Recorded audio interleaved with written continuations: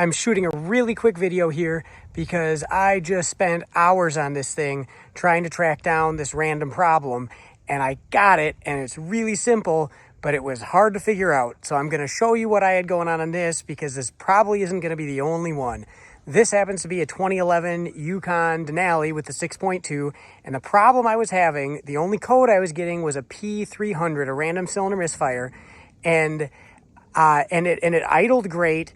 It maybe had just a tiny bit of a stumble at idle. It does have 240 plus thousand miles on it, but it still should run good. That's why it's here. And it came here on a trailer, and they said they could barely drive it. So I took it out for a spin, and it drove good at roughly 25% and less throttle. Anything beyond that, you could just hear the air in the intake getting sucked in. Like, you just hear the intake was open and it just fell on its face, like no power, like it wasn't getting fuel to go along with the air. That's what it felt like. Fuel pressure was good.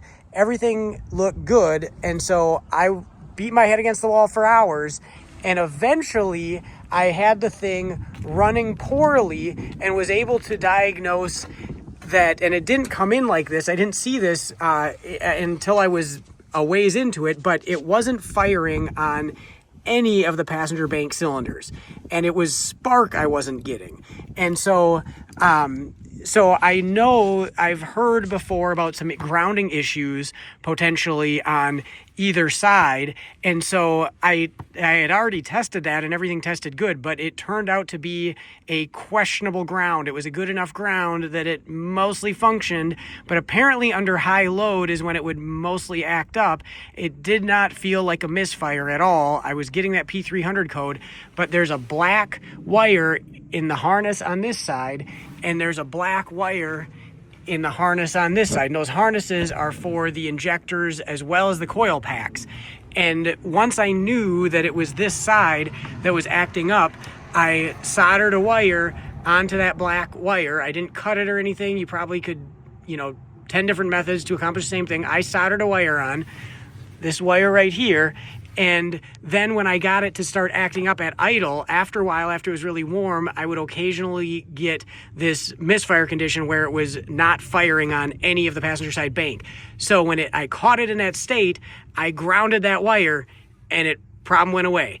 And I'd take the wire off, and it came back, and I'd put it on, and it would fix it. So I confirmed that it was a questionable ground. I grounded that thing, just took it out for a spin. It drives just like it's supposed to.